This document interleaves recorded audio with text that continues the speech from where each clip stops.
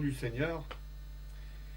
Et pour commencer, j'aimerais vous poser une question simple. Comment reconnaître Dieu? Ma petite idée là-dessus. Et je vous invite à une lecture dans les Proverbes, toujours dans la parole de Dieu, au chapitre. N'oublie pas mes enseignements et que ton cœur garde mes préceptes, car ils prolongeront les jours et les années de ta vie, et ils augmenteront ta paix. Que la bonté et la fidélité ne t'abandonnent pas. Lis-les à ton cou, la table de ton cœur. Tu acquerras ainsi de la grâce aux yeux de Dieu et des hommes. Éternel, de tout ton cœur, et ne t'appuie pas sur ta sagesse. Reconnais-le dans toutes tes voies, et il aplanira tes sentiers. Ne sois pas sage à tes propres yeux. Crains l'Éternel et détourne-toi du mal. Il nous faut reconnaître Dieu dans toutes nos voies, en écoutant l'instruction, en lui obéissant, en nous rappelant nous rappelons sans cesse plutôt ses commandements. Notre longévité dépend de cela.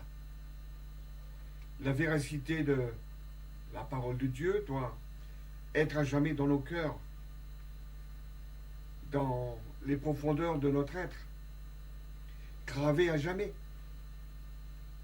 Chers amis, en recherchant la direction que doit être la nôtre, c'est-à-dire la parole de Dieu, et uniquement elle, nous recevrons de la part de Dieu son approbation, et par la même occasion, l'approbation humaine, du moins celle de ceux qui vivent avec et par l'enseignement divin. Le témoignage que nous devons avoir, c'est la crainte de Dieu, afin de préserver la santé de notre corps, de notre âme, de notre esprit. En honorant Dieu dans nos vies, nous hériterons des promesses divines, et nous serons dans l'abondance. Amen. Chers amis, nous avons été rachetés à grand prix. Alléluia. 1 Corinthiens 6, 20 nous dit: car vous avez été rachetés à grand prix. Glorifiez donc Dieu dans votre corps et dans votre esprit qui appartient à Dieu. Non, nous ne nous appartenons pas à nous-mêmes, mais comme il est écrit, au Seigneur, puisque c'est par lui que nous connaissons la rédemption. Autrefois, nous appartenions à l'ennemi, mais le Seigneur nous a fait changer de royaume. Nous étions esclaves, ténèbres, de Satan, parce que le monde est sous sa domination et que nous vivons dans ce monde. Or Jésus, nous ayant donné une nouvelle domiciliation par son sang versé à la croix, nous a rendus libres à l'égard du péché. Comme vous savez, chers amis, contrairement à ce que certains véhiculent comme fausse doctrine, le purgatoire n'existe pas dans la parole de Dieu. Vous savez que c'est le lieu où l'on prétend que les âmes achèvent d'expier leurs fautes, comme s'il était possible de se sauver soi-même. Un seul a le pouvoir de sauver, et c'est le Christ Jésus, le Fils du Très-Haut, et personne et rien d'autre. À Dieu, et c'est la gloire éternelle qui nous est réservée, où nous n'appartenons pas à Dieu, et c'est le châtiment éternel qui nous est réservé. Nous sommes les créatures de Dieu et nous sommes faites à son image. Donc, quelque chose de bon, afin de communier avec lui, d'être en harmonie avec lui, d'être en amitié, livrer sa vie entre les mains du diable, en commettant l'iniquité, en se laissant séduire par le père du mensonge. Dieu donne à l'homme le choix. Il ne lui impose et lui imposera jamais rien. Il n'est pas un tyran. Dieu lui permet de faire ce choix. Dépendance ou indépendance de Dieu. Dans toutes ses voies, pour l'homme, il faut choisir. Quelle foi, quelle voie choisissez-vous? Ou choisirez-vous? Regardez ce que dit 1 Pierre 18. Sachant que ce n'est pas par des choses périssables, par de l'argent ou de l'or que vous avez été rachetés de la même manière de vivre que vous avez hérité de vos pères. Je le répète. Sachant que ce n'est pas par des choses périssables, par de l'argent ou de l'or, que vous avez été rachetés de la vaine manière de vivre que vous avez hérité de vos pères. Ouais. Nous avons été rachetés par Christ. Car le péché de l'homme l'a séparé de Dieu. Or, l'homme ne peut se racheter lui-même. C'est l'amour de Dieu qui a permis que nous soyons graciés, affranchis. Notre seul mérite, c'était la mort.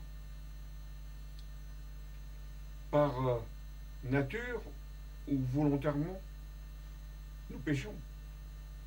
Or Dieu nous éloigner du péché, afin de ne pas être condamnés avec lui. Seul le sacrifice de Jésus pouvait satisfaire, glorifier Dieu dans son corps et son esprit. Et le monde par notre façon de vivre. Amen. Chers amis, il nous faut être bouillants pour Dieu. La tiédeur, c'est la mort. Et par manque de zèle, certains ont abandonné leur premier amour. Chers amis, frères, sœurs, ne laissons pas germer dans nos cœurs ou dans l'Église où nous sommes de fausses doctrines. Attention à ne pas nous croire riches. Je parle de richesse spirituelle. Alors qu'en fait, nous sommes peut-être pauvres et misérables. Il faut que nous restions en relation entre nous. Que ce soit entre frères et sœurs d'une même assemblée ou autre assemblée. Il faut la communion fraternelle, afin que la communion avec le Seigneur soit véritable. Si nous ne prenons pas garde à cela, le Seigneur risque d'être fâché avec son Église à cause de son état spirituel. Il ne faut pas que nous vivions dans l'illusion, n'est-ce pas? L'amour du Seigneur, du Sauveur, l'expérience de sa grâce, toi, et réussir à nous détacher de l'Église des choses de ce monde, du moins de celles qui ne glorifient pas Dieu. Face au sacrifice de la croix, il n'y a pas de place pour la tiédeur. C'est le rejet ou l'amour qui domine. Il y a où demeure fidèle. Il y a une force, une puissance interne au sein de l'Église, de ses membres. Il faut que ceux qui nous visitent voient cela. Amen.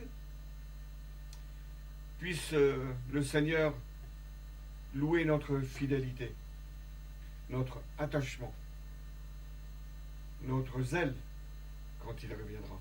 Alléluia. Que l'Église demeure attachée à la parole de Dieu. Elle démontrera sa foi en agissant ainsi, en persévérant afin de ne pas laisser la place au doute. Envers et contre tout, demeurons fidèles au Seigneur. Ainsi, nous remporterons de belles et magnifiques victoires. C'est la foi qui agit. Chers amis, ne cherchons pas ou ne cherchez pas en vous-même la force qui vous fait vivre. Vous ne la trouverez pas. Car cette force est dans la confiance que vous mettrez en Jésus-Christ. Lorsque notre conscience est éveillée, le Saint-Esprit peut agir en nous. Et il nous montre nos lacunes. Car ce n'est pas par nos efforts que nous sommes sauvés, mais par le Christ. Ne retournons pas la grâce en loi et méfions-nous des faux messages. À Jésus-Christ, Dieu fait de nous des enfants légitimes qui recevront de la part de Dieu l'héritage éternel. Vous qui ne vous êtes pas encore engagé avec le Seigneur, ou qui avez encore une marche hésitante, vous qui doutez encore ne sortez pas de cette lecture. Demain, votre réponse à l'invitation du Seigneur. Oui, je vous fais une invitation au travers de ces paroles que vous avez entendues. Répondez aujourd'hui, ne tardez pas. Et comme je dis souvent, demain pour vous, il sera peut-être trop tard. Pensez fermement, pensez-y. Je vous remercie de m'avoir prêté attention.